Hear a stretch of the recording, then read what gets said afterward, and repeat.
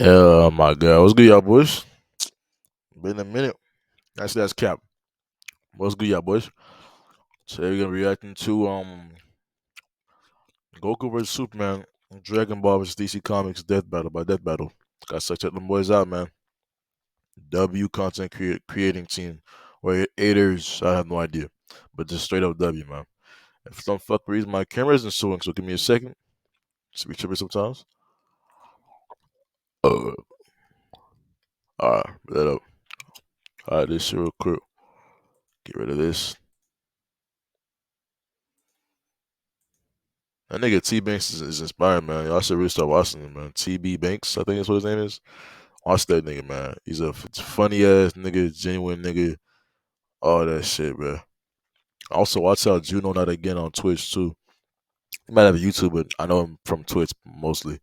Check him out. Funny ass nigga, real ass nigga, entertaining nigga, bro.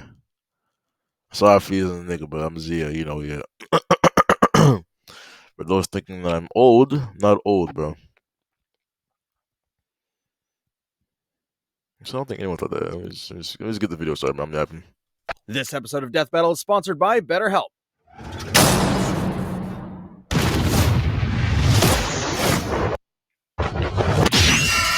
Fight! Whoa. What's going on with the lag there, buddy? It's 1080p, right? Okay. Whoa. I don't need HD now. Never mind. There's no choice. Never mind. Son Goku, Superman. it's time to answer the ultimate question, and we're taking it all into play. We're examining Superman's extensive mainline comic book canon. Given Dragon Ball Super's contentious continuities, we'll include all three, just to be thorough, plus Dragon Ball Heroes. He's Wiz and I'm Boomstick. And it's our job to analyze their weapons, armor, and skills to find out who would win a death battle. Far away, in an enchanted land, an old master found a boy and marveled at his uncommon strength. This is the story of Son Goku. Chances are, if you've watched some localized anime, you can thank this guy. Inspired by martial arts films and his wife's interest in Chinese culture, Akira Toriyama crafted the story and the character that would define generations to come. Dragon Ball! Kakarot was born a low-class Saiyan on the planet Captain. Vegeta, narrowly escaped its destruction by Frieza, and was raised on Earth by happy old Grandpa Gohan. Not just raised, but trained. Gohan began Goku's teachings in martial arts, which he would find to be his true calling under the guidance of Master Roshi. Specifically, he learned the Kame-sen and Ryu style, which focuses on discipline and tenacity, both of which strongly define Goku's character. The more he learned, the more he wanted to improve. This little low-class monkey boy would prove that hard work and dedication can beat raw talent. Within just a few years, he was so strong, the only worthy teachers left were gods. And a talking cat, but mostly gods. When you're training to dodge lightning, you know you're a few leagues over everyone else. He did have a slight advantage. Saiyans are naturally superhuman. They also take Nietzsche's famous words, "What doesn't kill you makes you stronger," very, very literally. It's almost unfair how much of a boost in power they get after they're hurt. While Saiyans like Vegeta may have abused this, Basically, Vulture kinda. If you think about it.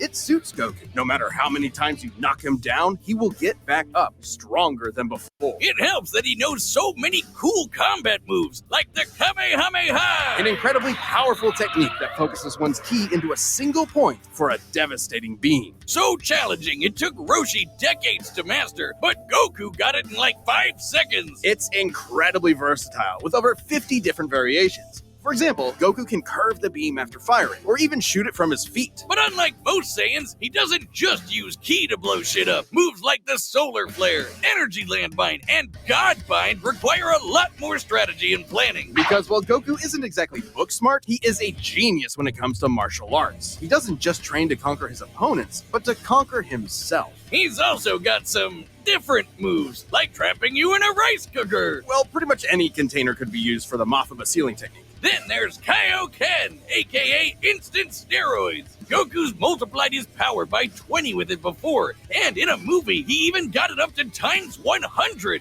What a badass! The Genki Dama, or Spirit Bomb, is potentially his strongest attack, but it requires considerable time. Unlike instant transmission, which is a teleport that's instant. The way it works is Goku detects another person, like a sort of beacon, then teleports to their location by launching himself through an alternate dimension where time stands still. Yes, according to the Daisenshuu guidebook, it's a dimension hop. You can actually see this in between space in some movies and games. And the dubs wanted us to think it shot Goku's molecules around at light speed. Silly English. The dubs did more than that. In fact, early dubs of Dragon Ball Z tried to rewrite Goku as a Superman figure.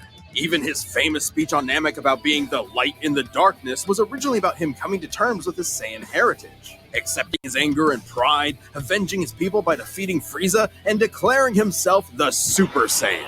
Hell yeah! If there's any scene that deserves the word epic, it's when he went gold. Super Saiyan and its sequels all have official power multipliers, but they threw us for a loop by turning Goku into a god. Super Saiyan God certainly changed things up. Goku gained Divine Ki, a pure form of Ki unspoiled by mortal hands. Unlike normal Ki, it can't be detected and appears to have healing properties. Kinda like Senzu beans.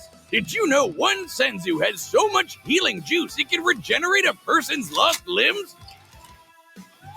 They're missing out. God Goku reached a level. Fuck, bro, I did not see that. Yo, what the fuck, bro? I'm looking at the screen a little bit, but it's like, bro, that caught me off guard. I'm not gonna lie. Power that could compete with the greatest of deities, nearly shattering the whole universe with a single. Whoa. What's going on there? Why are we lagging? Back to the video, right? Flash on his first go. Dragon Ball's cosmology is unique. This model is said to be an accurate depiction of Universe 7, but there's a wrinkle there. When all of humanity went to heaven, Because Boo went berserk. Videl commented that heaven is just as large as a universe. Fuck Boo and fuck Frieza. We bitch ass niggas can die, bro. This nigga Boo's crazy. This nigga Frieza also crazy, bro. But Boo and Loki are worse, bro. Like, oh my god, bro. I didn't even know that. The fact that he said that is crazy because like it really shows like this thing needed to die. Like no cap. And the Daisenshuu backs her up. And that's heaven. Big planet. So let's scale things up with that in mind. Doing so would make Universe 7 over 1,500 times larger than our own observable universe. And Goku could destroy that much the first time he went god.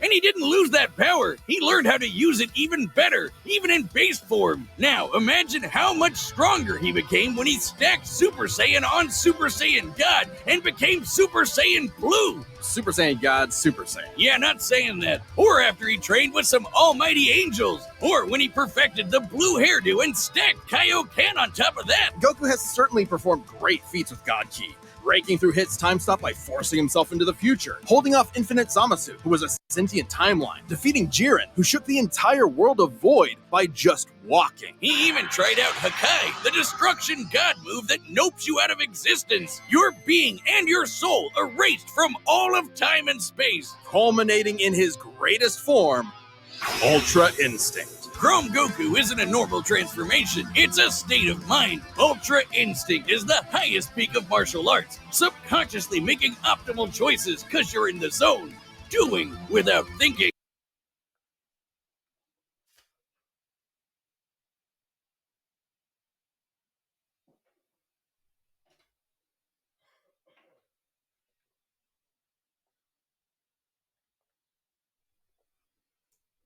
Something Goku has always been trained to do. Technically, it can be used in any form, but when perfected, Autonomous Ultra Instinct makes you untouchable, no matter what comes.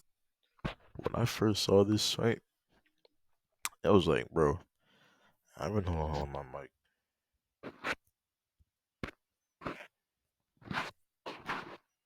I've been watching Dragon Ball for a long time, you know. When I first saw this, I'm like, hold on, what?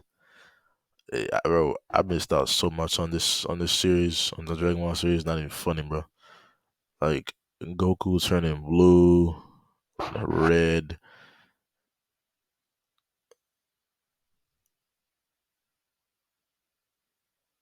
And then I saw what's that shit called? And then I saw him turn into this Super Saiyan Ultra Instinct. I'm like, yo, bro, like, my dog Goku's come a long way. And one more thing too, like, sorry, one more thing's like, bro, like, it's just crazy, man. Like, it really is. When I saw him fight Jiren, it's like, bro, or Jiren, whatever the hell, it was like, bro, like that was one of the best fights I've ever seen in my entire life. I was like, man, this nigga's really good. When I saw all the guards stand up like this, I'm like, okay then, what the fuck, bro? That boy really got them boys on their toes. You feel me? Like, come on, man. Like, don't play with Goku now. Goku came a long way, man. Hopefully, he continues to grow up power and all that shit. Why am I trying to congratulate a fucking a fictional character? My dog Goku came a long way. Goku will automatically dodge, block, and counter to the best of his ability, even pushing his body well beyond his physical limits. So far beyond, in fact, Ultra Instinct can summon a massive avatar to defend him when his own body can't. That sounds really intense. It is, which is why he's developed incremental versions of it for specific uses. It's extremely difficult to maintain the full form for long. Until you get to Dragon Ball Heroes, aka Dragon Ball fanfiction gone Kaioken times 1,000. While technically a different continuity, CC Goku is functionally a stand-in for the mainline Goku.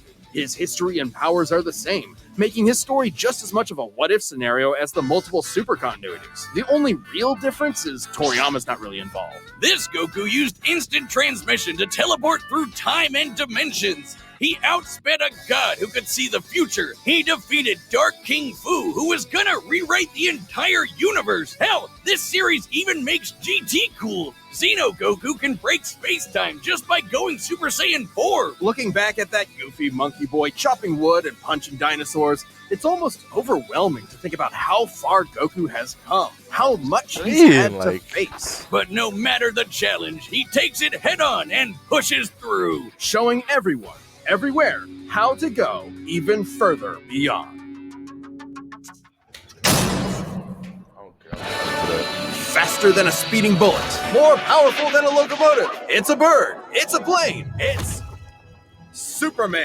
Geez, just a locomotive? People in the 40s needed bigger imaginations. Born on the far-off world of Krypton, the infant Kal-El was sent to Earth by his parents, narrowly escaping Krypton's destruction. Raised by farmers as Clark Kent, he eventually became Superman, champion of the oppressed, the man of tomorrow. If you've only seen the movies, forget him. Comic book Clark's not the perfect Boy Scout. And he's definitely not Jesus. Wait, weren't the guys who made him Jewish? Jerry Siegel and Joe Shuster were sons of Jewish immigrants and grew up in a time when anti-Semitism went largely unchallenged. And then that ugly mustache showed up. Understandably seeking escape from some truly terrifying horrors, the pair created Superman to be a simple solution to overwhelming problems. A hero who could defeat any evil by just punching it. Hell yeah, that's how I live my life. After almost 9 decades, Superman has been many things. At the core, his story is one of a refugee, a child who lost his home, left to the mercy of alien people. This new world accepted him, raised him,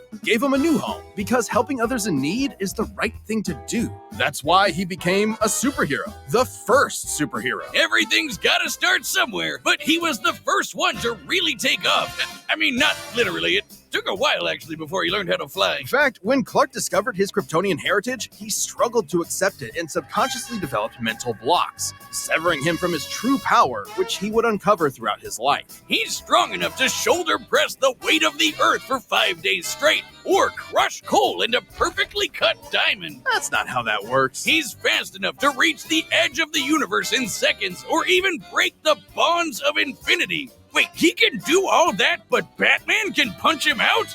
Really? You're probably thinking of Elseworld stories outside main canon like Dark Knight Returns.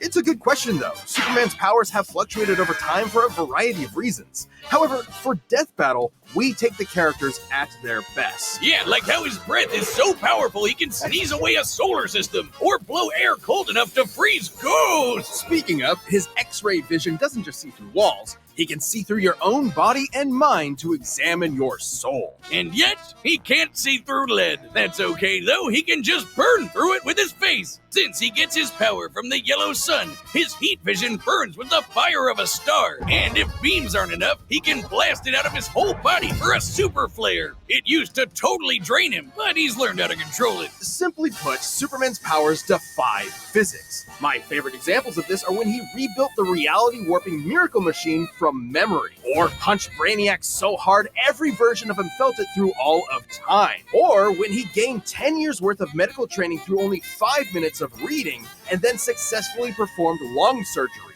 Nice. My favorite example is when he smelled brownies in North Dakota from orbit. Even beyond his powers, Superman is no novice when it comes to the intricacies of battle. He's trained in Kryptonian martial arts, which uses Chi, or as they call it, Shriar. He even got summoned to Asgard to fight demons with Thor for 1,000 years. Superman can resist being erased from existence, such as tanking Darkseid's Omega Beams. Even Retcon and the Time Trapper, both of which hijack and alter timelines, can't touch him. Not because of his powerful mental defenses or healing factor, but because he's a cosmic linchpin in the greater metaverse. Timelines literally revolve around him. But let's address the S-shaped elephant in the room. You may have noticed we've covered a variety of Superman eras. Superman, and DC Comics as a whole, have gone through multiple retcons. Golden Age, Silver Age, Pre-Crisis, Post-Crisis, New 52, Rebirth, and so on. It would help to know which one is the main Superman, So right? on, bro. Well, they all are. Yeah, the latest reboots basically said everything in the main series is kinda canon, even when he had wacky powers like changing his appearance with a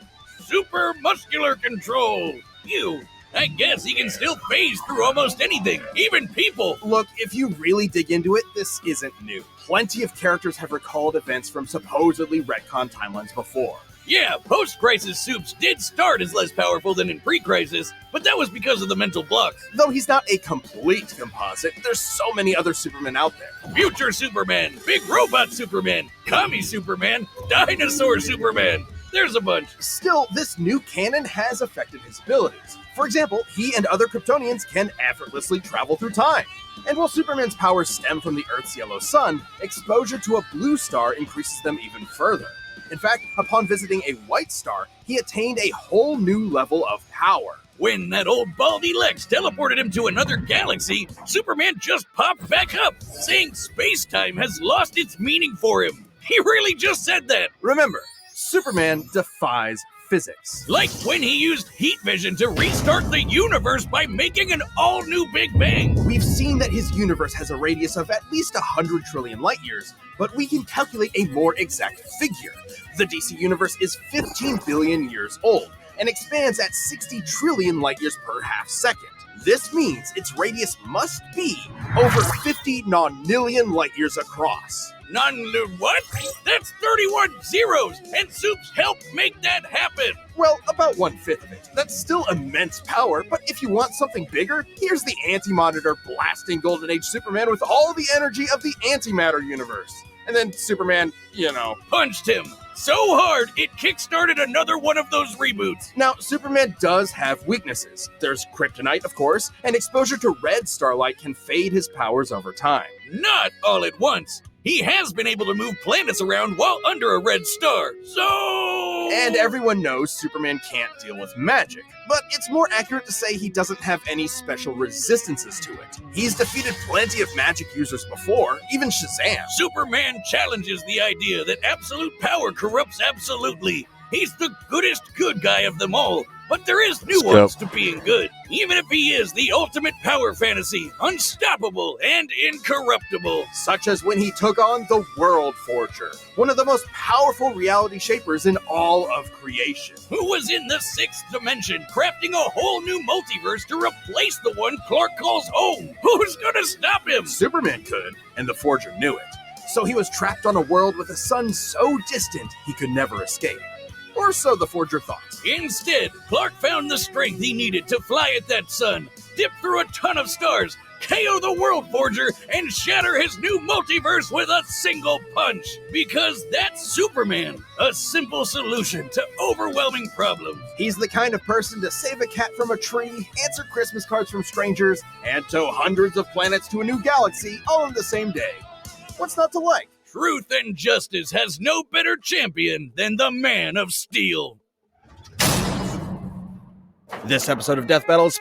Y'all ever be watching something so interesting, or something you find interesting, and you just kind of zone out, bro? I ain't gonna lie, bro. I'm cooked. Like, bro, what the fuck? Shout out to NXT Banks, bro. What the fuck, bro? Like, bro, if you say no, yo, on God, I'm cooked, bro. Oh my God, on God, I'm cooked. Hold on.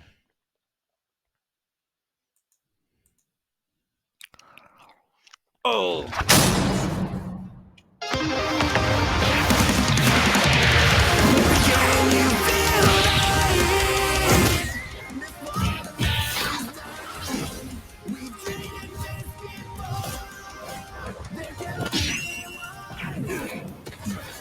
Today's the day. We'll finally settle who's stronger. If you say so.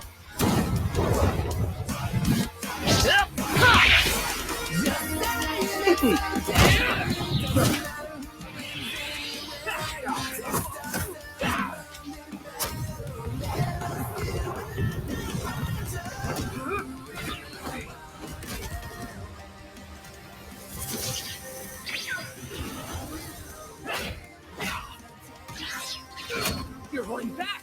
Give it your all. No regrets.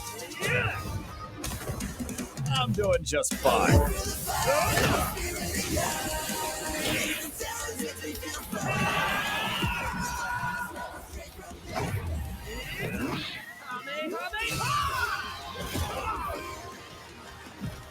This is J3.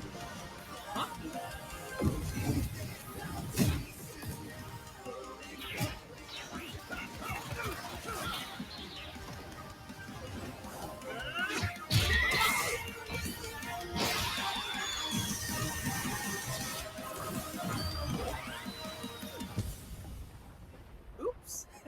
Well, I guess we can wish it back later. World made of cardboard. All right, I'll show you just how powerful I really am.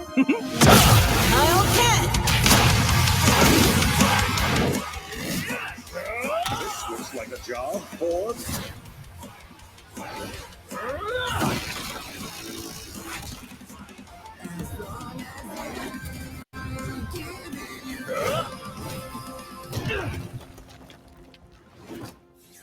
Well, what do you think? That was awesome. Nice suit. Oh, thanks. Kryptonian fabric. My mom made it for me.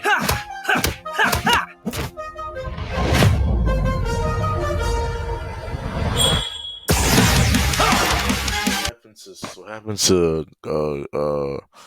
God Goku and fucking the other forms? What's going on? Hey, but hey, man, you know, I can't compare. Let's get straight to the fighting, man.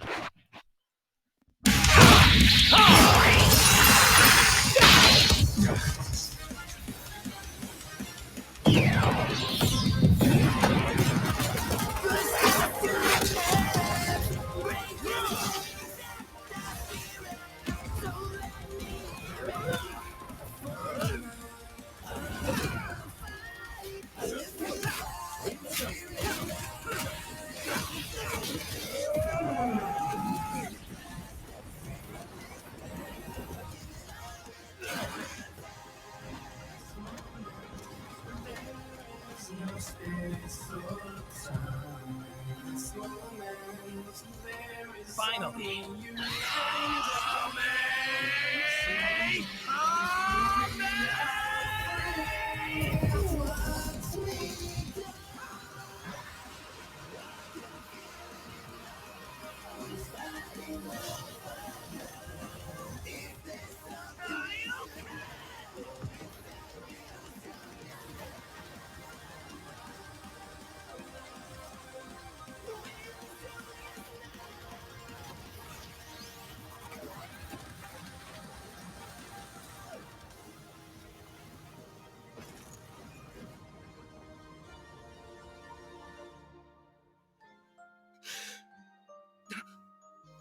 Huh? Ah, darn it. Almost had me there. That was actually pretty fun. Yeah, it sure was. But I'll be stronger next time. I look forward to it. Bro, that's crazy, bro. It didn't even fucking matter. This nigga Superman just said, "Fuck your Kamehameha, fuck your Kaioken, nigga, fuck the double power boost." But that's crazy, bro. Fuck the the giant. Nah, bro. You know something that's a little bit unrealistic. When have you ever seen Superman transform in the middle of a fight? Like he probably gets like stronger because he probably goes to the sun or whatever the fuck. But when have you ever seen him just power up and get a charge boost? Come on, man. Should have Goku have lost that? Hell yeah, because he was doing nothing to him. But he was doing something, but it's not like you don't have other fights. If you've seen, he wasn't doing anything for real. That's crazy. This nigga already lost. This nigga lost way before. That's crazy.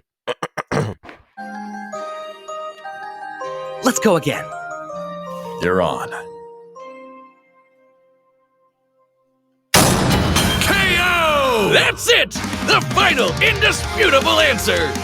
Who am I kidding? People are gonna argue this one forever. There's so many ways this You're right. battle could go, especially with all the other continuities. Yeah, for real. Goku would kick almost every other Superman's ass, except for the main one. There's a lot to cover, so let's address the 5 categories most representative of this fight. First up, strength. Both could hit hard enough to break or make their whole universe, or take it in stride, like when Superman got smacked by the whole antimatter universe. At most, Dragon Ball's universe is 1,505 times larger than our own. But based on the DC Universe's officially established age and rate of expansion, it is 1.6 vigintillion times larger. Over a novemdecillion times more than Goku's. At some point, you reach a number high enough that it just doesn't mean anything anymore. Anyway, Goku's obviously gotten stronger since the Beerus fight, even by billions or trillions of times. He's defeated Jiren, Broly, Moro, and Fu. But even if we highball Goku by quadrillions or quintillions of times, the gap is just too much, especially with the World Forger feat. Not even Heroes competes with that. Superman takes the edge in strength. But strength isn't everything. Let's talk speed. Both are obviously way faster than light, but Superman crossed that mega-sized universe of his in seconds and flew faster than infinity. Makes sense, he can keep up with the Flash, whose speed is so ludicrous it's unquantifiable. Don't count Goku out, though. Flying across the entire afterlife in base form and outspeeding Eos's future sight takes some crazy speed. Fighting Zamasu as an omnipresent merged timeline also implies immeasurable speeds. That, combined with instant transmission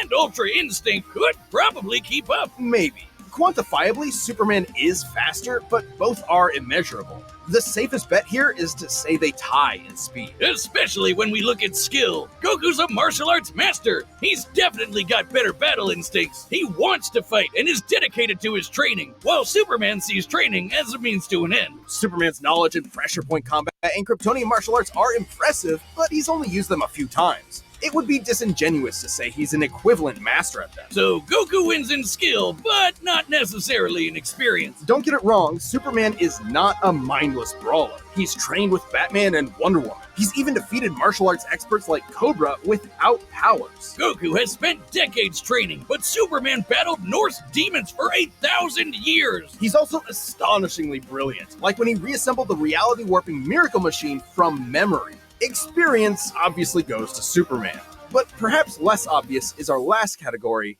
powers. Hakai, Spirit Bomb, Mafuba, Instant Transmission, God Key, God Bind. How does Goku not win with those? In Dragon Ball, Ki is dependent on physical ability, so it's different from Magic. God Ki is simply pure Ki, and Magic isn't an auto win against Superman anyway, whose greater strength could break out of something like the God Bind. Mafuba and the Spirit Bomb would take way too long, and Goku's never successfully used Hakai before. Even if he did land it, Superman's impossible to erase from reality. Like, he's tanked Omega Beams, which do the same thing as Hakai. Superman can time travel, countering instant transmission's similar ability from Heroes. And regarding teleporting him to a red star, ignoring the fact that Saiyans can't breathe in space, though Goku's certainly tough enough to withstand a vacuum, instant transmission Fight Beerus in space though.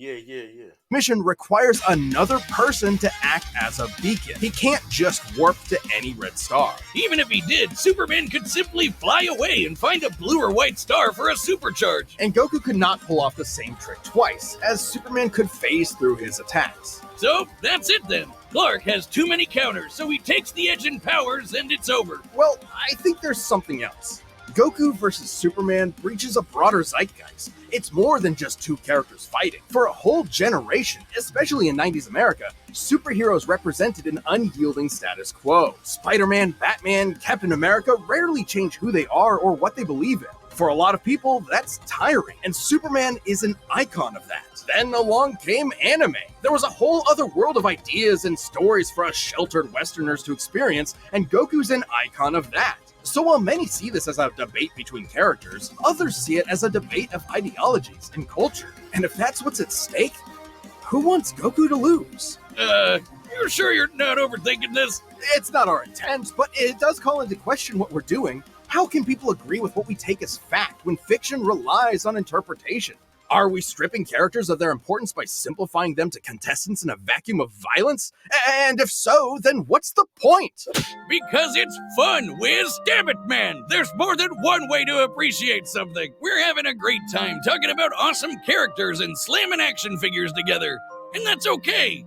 Yeah, you're right. I'm just saying, no matter who you prefer, that battle was super, man! That's the worst pun. What? It fits them both. It's so lame. I don't see you doing any better. I do the math. The pun's your job. Well, maybe if you math as good as I punned, then Goku.